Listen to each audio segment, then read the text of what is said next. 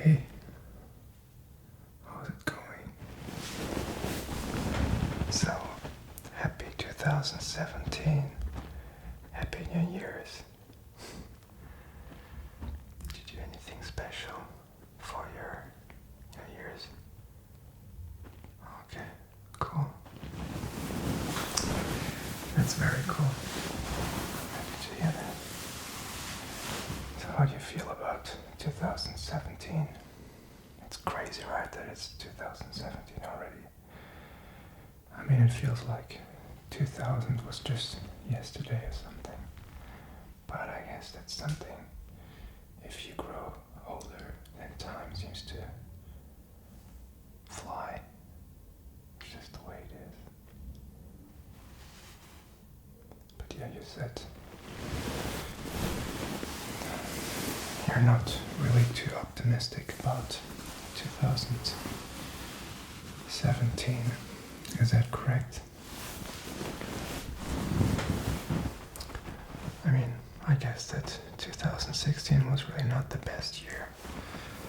It seems at least that so much stuff has happened, like so many celebrities died, so many people that we thought were very young died, like, I don't know, David Bowie and Prince and Carrie Fisher and many more. But that's just the way it is. It's maybe not even that more celebrities than usually die, it's just that we know those celebrities actually, and this is kind of our generation, or the film stars or music stars or stars from our generation almost, or the older generation sometimes they're starting to die. We know all these names because they were there in our childhood, so it kind of feels like our childhood is dying in a way. But I guess there's also a lot of things in the world in general which has happened. War is going on in the Middle East, and terror attacks, and the election in the US and stuff like this, and countries seeming to become more and more nationalistic, and I don't want to say if it's a bad thing or a good thing. I'm just saying it seems like there's a growing number of conflicts in this world. It seems like instead of having more peace and more wisdom in our world and more empathy, we seem to have a lot of hatred still, and just a general lack of empathy in this world, which is very sad. I understand. But yeah, I think the challenge is to not get discouraged from this, but to continue and to do your best, and to also have gratitude for your life being the way it is, because it's not given. It's not normal to have internet. It's not normal to have enough food to eat, and it's not normal to have relative freedom to live the way you want, because in so many parts of this world there's still so much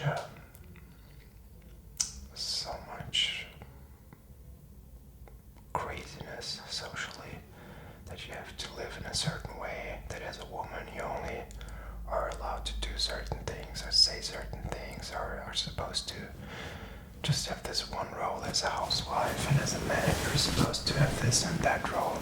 So this is pretty, yeah, I think we can be thankful about it. But yeah, to me, you said that you feel a bit overwhelmed. Is that correct? Yeah. I do see your point. I mean, it seems like the world is getting really so complicated and more complex always. I mean, everything is as complicated it seems, and if you want to do something, there's just so many gatekeepers by it being so complex in many cases. I mean, even when you try to look at insurances, why do I need 5 insurances? Why is it so complicated? Why doesn't somebody tell me this is clearly what you need to do? And I mean, the internet can be helpful, but it can also just increase this whole layer of complexity to everything, and it's becoming really hard to find good information and reliable information. Like, there's so many options, there's so much to do. There's like thousands of cities where you could live in, there's thousands of places you could go visit, there's thousands of food that you could eat. You don't even know which ones are really healthy and which ones aren't healthy. And so many careers that you could follow, with so many things you could do in your spare time. And sometimes it feels like no matter what you choose, you're not gonna be happy because you're thinking about all the alternatives, right? I know that feeling, I really know it. You know what I really started doing? I'm trying to really simplify my life radically. And, I mean, everybody heard that already, but I think I'm pretty serious about it in saying that we need to really pick our battles. It's really hard to fight on 10 fronts or 8 fronts. I think you should really pick 1 or 2 battles. Career, this could be family, which is also, if you have kids or something, it's a significant battle, especially in the first years. And I think this is one of the big challenges in our world, that we need to learn to pick our battles wisely, because it's so easy to get distracted with social media and with the news, where you read about stuff that is objectively unfair and shitty and you want to change it. But you can't change everything at once, right? So you really need to look what you want to be worried about. I mean, politics, for example, there's so much stuff that is unjust and that is just fucked up, generally speaking, but I think unless you want to become a politician or a political activist, the value in complaining about it and in getting all riled up about it is very little. So you really have to see what the payoff is. And you really have to, as I said, pick your battles wisely, right? This is, for me, it's a bit of a New Year's resolution. Actually, it's kind of funny because if you go online, you read so much people on Facebook and on other social media outlets that 2016 has been such a shitty year. And I guess for some people it really has been a bad year, but I think the fact that you're still here and that you're able to watch this means, or talk to me, means that it wasn't such a bad year, maybe. And I think, and I challenge you to make 2017 your best year. I think we should become happier every year. I think this should be the norm. I think I'm becoming happier every year. It's not because my life gets easier, on the contrary, but I feel like I can get wiser. I can become wiser, I can have more experiences. I get accustomed to the craziness of life, and especially I'm able to learn more about myself and get to know myself better, which is very important. What about you? Yeah, I see that you're worrying a lot about 2017 being a difficult year, but I dare you to just take it as an opportunity to learn a lot about yourself and to overcome hardships and to really do your best, because this is what life is about, to overcome hard things and to become a better version of yourself. It's not about being somebody perfect or something. So yeah, that's kind of what I'm thinking. You know, I mean, the standard question before your start is, do you have any New Year's resolutions? Okay. Cool. Yeah. Yeah, I guess the thing about New Year's resolutions is nobody really sticks to it. And I think it's not because people can't change. I think generally speaking it's a good thing that people reflect back on the past year and think about planning for the next year and think about what went well and what didn't go so well. I think that in itself is a very valuable exercise, but I just feel that the word resolution is not the correct word if you really want to change your behavior, because if you really would like to change, then you need to change your habits, you need to change your rituals. And I'm sure you've heard talk about this, the fact that you need to have habits and routines in your life.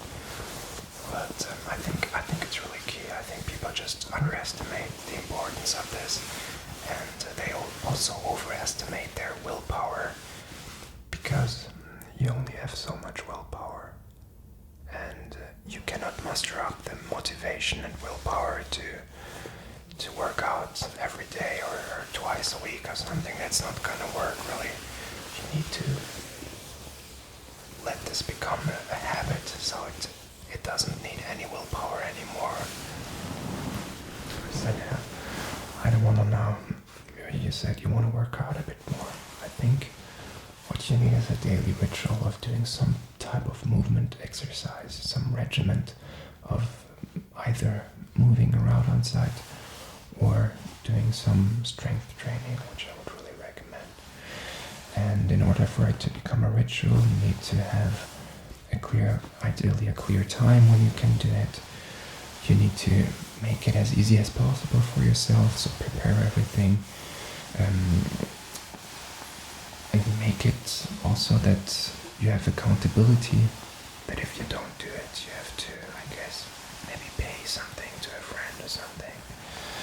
So yeah, I mean, if you want to at some other point, I can tell you more about rituals and habits. It's pretty interesting, and I think this is the only way how we can really sustainably change our behavior, because everything else is just willpower.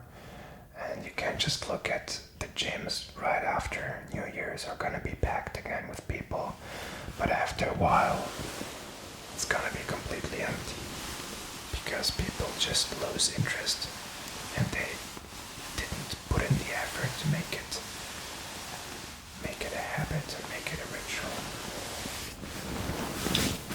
So yeah, I really think that you can make 2017 your best year. I understand your anxiety and also your sadness. I mean, it feels like we always think New Year's is gonna be so crazy, and then Christmas is gonna be so special, but then it isn't really that special, and we feel like, I don't know, nothing. For me personally, I also see a strong contrast. Like as a kid, Christmas was so full of joy and anticipation and being accepted in your family, and now it's kind of a chore. It's kind of, you don't feel that joy as a kid anymore. You don't feel that naivety and that kind of childish anticipation of the whole thing. And it's just like, okay, I should to be happy. I should try to use this time to relax, but it's just very difficult, it feels like.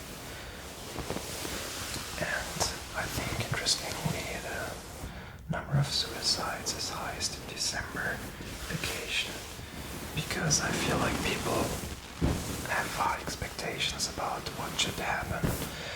Oftentimes they see their family, which oftentimes are catalysts of all the pain and suffering in your life, and they just know how to push your buttons.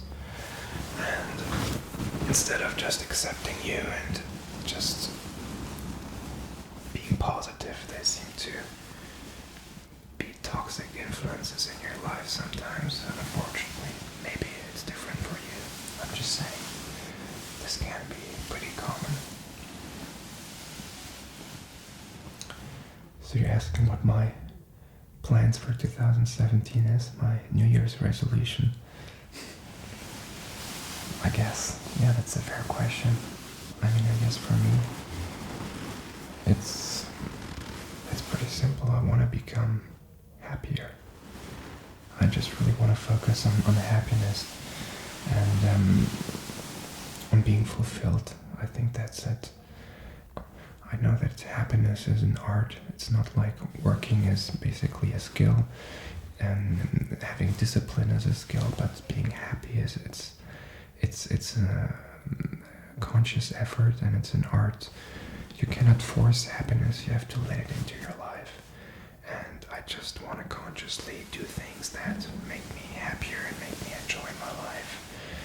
And this can be gratitude, for example. So I want to pick up a habit of writing journal every day, and just writing whatever is on my mind, but also writing about whatever I'm grateful for. And I also have a plan for a regular workout routine that I already started, basically. So my health is being taken care of. But what I definitely want to do more this year is I want to schedule times in where I do something just for me, just for the sake of enjoying, and just saying, I want to have fun. I want to rediscover this anticipation and this joy of watching a film or a movie, and just really immersing into it fully. And the same with the PC games. I mean, I don't know, there's a few games that I want to play, and I'm looking forward to just fully being entrenched into this game and fully enjoying the story. And I want to make a conscious effort to get there again, because I feel like I kind of lost it in my years working in a bit of a soul-crushing job. I think it's quite easy to become cynical about everything, to become cynical about films, to become cynical about stories becoming too cliche, to become cynical about life being the way it is, about people being so dumb and being the way they are, and about politics being so stupid, and about our relationships being so useless. So it's a challenge for me to not become too cynical of life and of people. And I want to make a conscious effort to choose the beautiful state instead of the negative state, because the negative state is self-perpetuating, and the beautiful state is also a positive loop, but you have to consciously choose it, I feel. And I want to consciously choose it. It's pretty interesting. I think I heard somewhere you could say, obviously there's shades of gray, but you could say there's only two states in general. One is love and the other one is fear. And I want to be in love. I don't want to be in fear. It's not that fear is useless, it's just that if I recognize, and I mean, I just used other words for it, but I was suffering.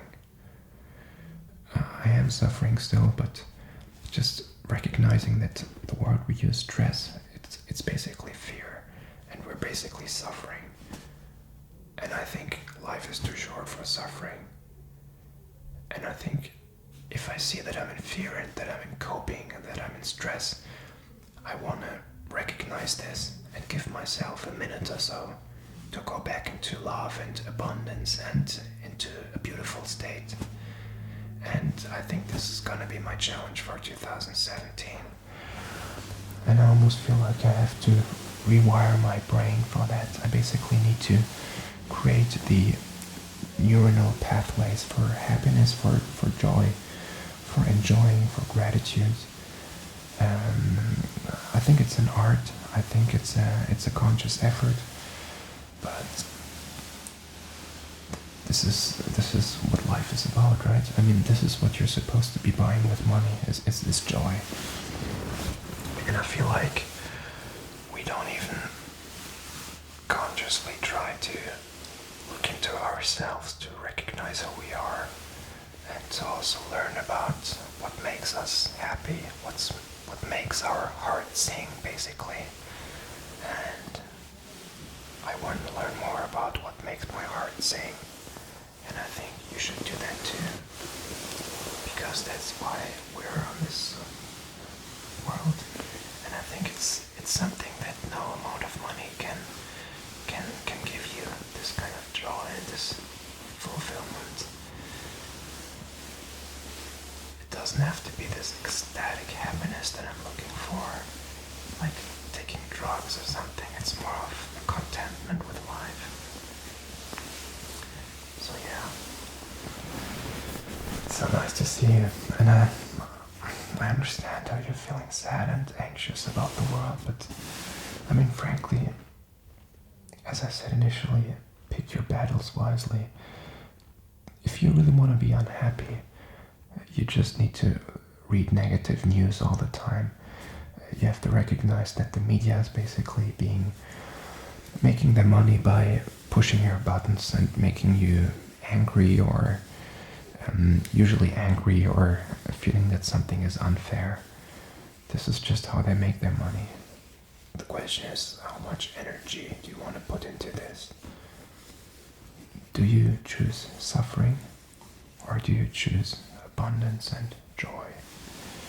Because I think this is kind of an awakening going on. I know I don't want to become too spiritual, but I have no idea. I just feel like we're too much in our heads, and we're just accepting suffering as part of our lives. I mean, pain is part of our lives, and life is gonna put some piles of shit in your life anyways, so I know that there's gonna be some shit happening in 2017. I know there's gonna be relatives who are gonna die. I know there's gonna be stuff that goes wrong. I think there's gonna be maybe health issues with myself even. They're gonna increase. I think there's gonna be painful stuff. There's gonna be annoying stuff. And I think life is gonna present all these challenges to me.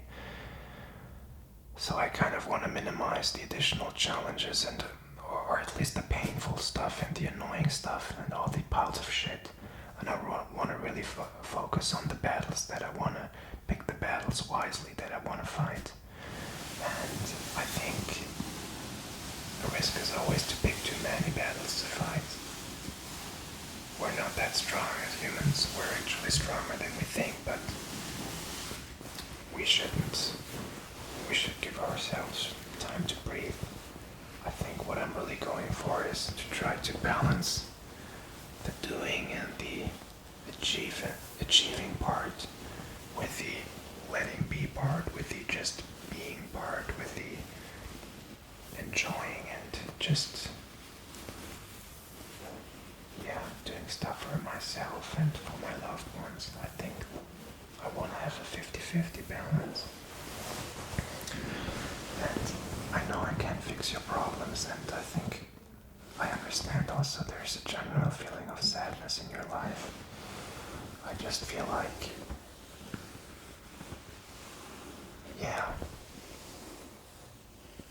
I think you can find a good balance between the doing and the just being. I think if you only do stuff, this is gonna make you unhappy and stressed and miserable. see with the people that even killed themselves, that are super successful and rich. But if you're only present and just chilling all the time, it's also gonna make you unhappy, because from my experience, for whatever reason, we humans want to achieve something, we want to do something, we want to be useful in some way. So, I don't know, I would just recommend that you find something that you like doing, and if you don't know what it is, just try different stuff. But I think that's a bit of a different topic, but I feel like when I just chill out and just enjoy all the time, I also feel like I'm pretty useless.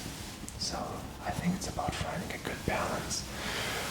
But no matter what you do, I think there's not an excuse for suffering. I think suffering is optional. Pain is a must, but suffering is optional. So there's gonna be pain in your life. I think you don't have to invite more and more pain in your life, just making your life miserable by trying to balance and juggle like 1,000 responsibilities. I think in this complex world we really ought to find a few things that we really enjoy doing and to do them, and cut out the rest. So I want to cut out complaining. I want to cut out media stuff about negative news and wars and terrorist stuff. I want to cut out toxic people in my life.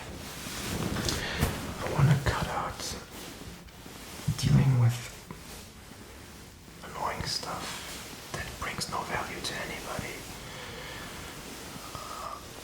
And I want to cut out mainly the whole consumerism part. Like, I don't want to buy a lot of stuff. I don't need to travel to some luxury resorts. I want to travel. I want to get to know new places, but I don't want to. There's not a whole lot of stuff that I want to buy. I don't know. I don't even know what I would buy. Do you know Mr. Sheep? Maybe if you're feeling sad, you can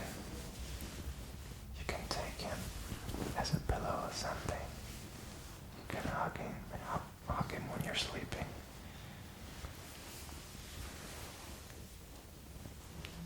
There's actually some kind of pillow inside of it. It's pretty comfy. So yeah. It was really nice seeing you again, frankly. I think you have so much going for you. I think the fact that you're worrying and that you're thinking shows that you're an empathetic person, that you have a good sensitivity, that you're thinking about life and that you're thinking about other people. And I think this is good. I think you can make 2017 your best year.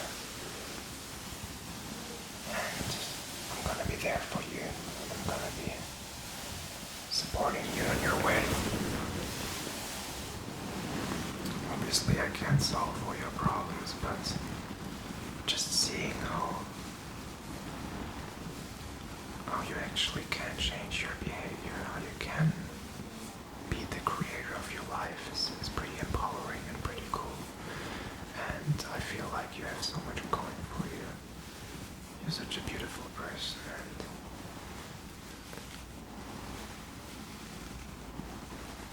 yeah, you can almost feel like a new level has started in your life.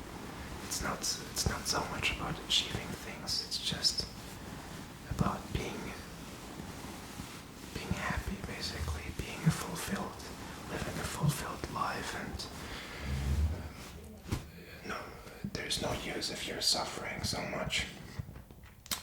And reducing your own suffering will also reduce the suffering of the people around you, around your loved ones. They're gonna be so grateful if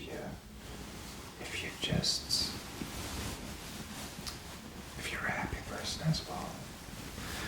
I don't even know if I like the word happy. It's more about being content and having figured out a way to live aside from all the mainstream and all the bullshit that you're being told all the time of what you're supposed to